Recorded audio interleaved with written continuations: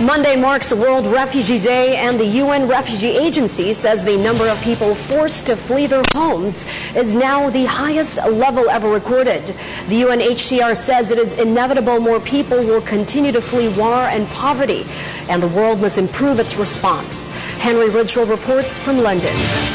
The UN Refugee Agency estimates a record 65.3 million people are displaced from their homes, up 10% in 1 year. Half of them are children. If you don't solve problems, problems will come to you. And that's a powerful message. It's a painful message. And it's painful that it has taken so long for people in the rich countries to understand that. Nearly 10 million of the world's refugees are Syrian. 3 million have fled to neighbouring countries, the rest internally displaced in Syria. Like many others, the Hashem refugee camp in northern Iraq is taking on an air of permanence. The people have been trying to improve their life by adding more rooms to their living areas, including guest rooms as well as other facilities attached to the house. Because honestly, these people have given up hope that they can go back to their homes and houses in the near future. During the past year, millions of refugees and migrants have tried to reach Europe. In May, 19,000 migrants came ashore in Italy from North Africa. The European Union is seeking to cooperate with Libyan coast guards to stem the flow. It's absolutely clear that Europe is not prepared, in the sense that it's focused purely on outsourcing of its responsibility again.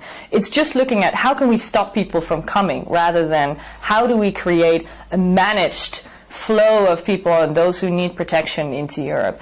Latest figures show a continued sharp fall in the numbers of migrants travelling from Turkey to Greece.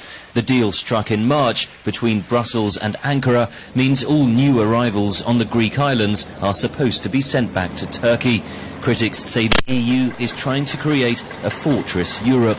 The idea has not been how to implement the secure passage of people, how to end drownings and killings and all that. Because if that were the objective, it would have been very easy to solve. Because the refugee population, no matter how large it is, and it is obviously very large, one must remember that it's less than 1% of the European population. European ministers meeting in Luxembourg say the bloc is dealing with the refugee crisis, adding it is vital to work with third countries like Libya and Turkey to address the problem. The UN Refugee Agency said it is inevitable that more people will try to reach Europe because of global inequality in wealth and security.